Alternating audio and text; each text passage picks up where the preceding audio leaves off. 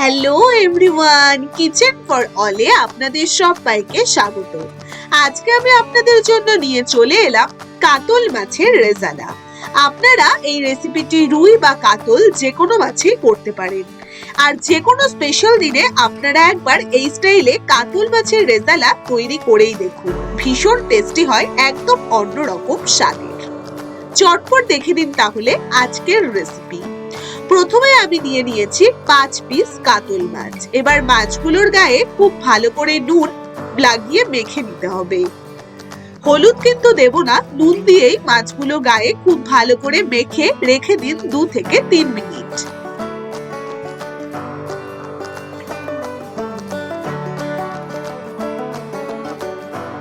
এবারে মাছ ভাজার জন্য যে তেল আমি দিয়েছি সাদা তেল, তাতে খুব সামান্য নুন ফেলে দিতে হবে, তাহলে মাছগুলো কড়াইয়ের গায়ে লেগে যাবে না। এইভাবে আপনারা করে দেখবেন একবার। প্রথমে এবারে মাছগুলোকে খুব ভালো করে গরম তেলে ভেজে নিতে হবে দুটো পিঠ। একটি সাইড ভেজে আরেকটি সাইড উল্টে দিতে হবে। এবার দুটো সাইড একদম কড়া করে ভাজবো না, মোটামুটি একটু হালকা ভেজে নিতে হবে।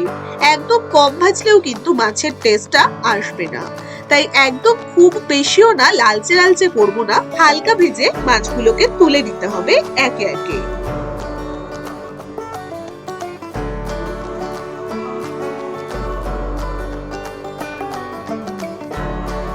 এভাবে প্রত্যেকটি মাছ একে একে ভেজে তুলে দিন।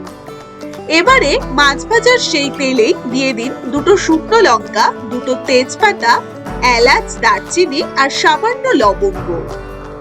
দিয়ে ফোড়নগুলো হালকা নাড়াচাড়া করে তাতে দিয়ে দিন 1 বাটি পেঁয়াজ বাটা। এবার পেঁয়াজ বাটাটা প্রথমে তেলের মধ্যে হালকা লালচে লালচে করে ভেজে নিতে হবে।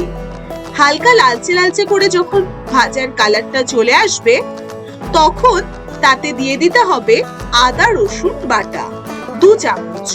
বড় চামচ দিয়ে 2 চামচ আদা রসুন বাটা দিয়ে দিন।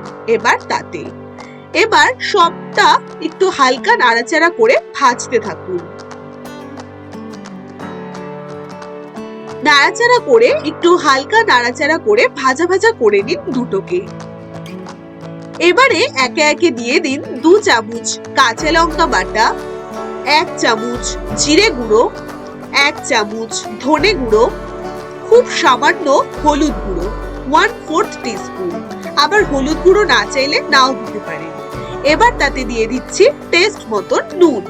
এবার মশলাগুলোকে পেঁয়াজ আর আদা রসুনের সাথে খুব ভালো করে মিশিয়ে কষাতে হবে। খুব ভালোভাবে যখন কষানো হয়ে যাবে মশলাগুলো, মশলার কালারটা দেখুন চেঞ্জ হয়ে এসেছে। এবার মশলাটা খুব ভালোভাবে কষানো হয়ে এলে এবার তাতে দিয়ে দিন একটি বাটিতে বড় চামচ দিয়ে 3 থেকে 2 চামচ টক দই তুলে নিয়ে খুব ভালো করে ফেটিয়ে সেটাকে দিয়ে দিতে হবে এই মশলাগুলোর ওপর। এবার দইটাকে খুব ভালো করে নাড়াচাড়া করতে থাকুন। দেখুন কালারটা কতটা সুন্দর চেঞ্জ হয়ে আসছে। এই দই দিয়ে এই মাছের রেজালা একবার তৈরি করেই দেখবেন, ভীষণ ভালো লাগে খেতে, একদম অন্যরকম টেস্টে। এবার দইটা খুব ভালোভাবে মশলাগুলোর সাথে কষিয়ে নিতে হবে। ভালোভাবে কষিয়ে নিয়ে তাতে দিয়ে দিন 1 চামচ চিনি। এবার তাতে দিয়ে দিতে হবে 1/4 কাপ নারকেলের দুধ। খুব ভালো করে সবটাকে নাড়াচাড়া করতে থাকুন 2 থেকে 3 মিনিট। 2 থেকে 3 মিনিট হালকা যখন মশলাগুলো খুব ভালো মতন নাড়াচাড়া করা হয়ে যাবে, মশলাটা যাতে পুড়ে না যায়, হালকা নাড়াচাড়া করে এবার তাতে দিয়ে দিন 1/2 কাপ জল। জল দিয়ে এবার মশলাটাকে ভালো মতন কষিয়ে নিন।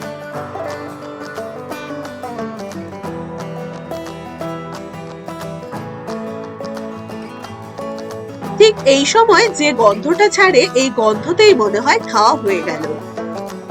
এবার এইভাবে যখন ফুটতে থাকবে, তখন তাতে দিয়ে দিতে হবে 1 কাপ মতন জল। ছোট বাটি দিয়ে 2 বাটি মতন জল দিয়ে দিলাম। এবার খুব ভালো করে মশলাগুলো একটু হালকা নাড়িয়ে দিন। এবার 3-4 মিনিট হালকা কুক করে নিয়ে এবার তাতে ভেজে রাখা মাছগুলো একে একে এই ঝোলের মধ্যে ছেড়ে দিন। প্রত্যেকটি মাছ এইভাবে একে একে ঝোলের ওপর ছেড়ে দিন।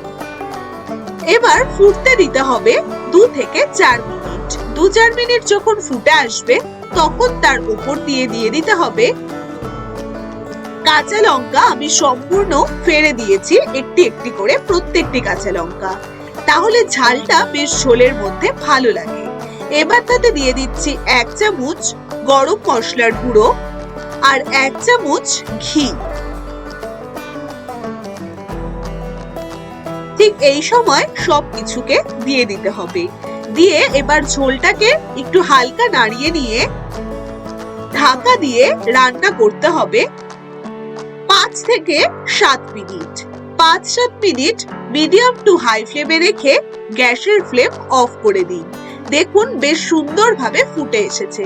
এবার গ্যাসের ফ্লেম অফ করে একে একে সুন্দরভাবে পরিবেশন করুন কাতল মাছের রেজালা।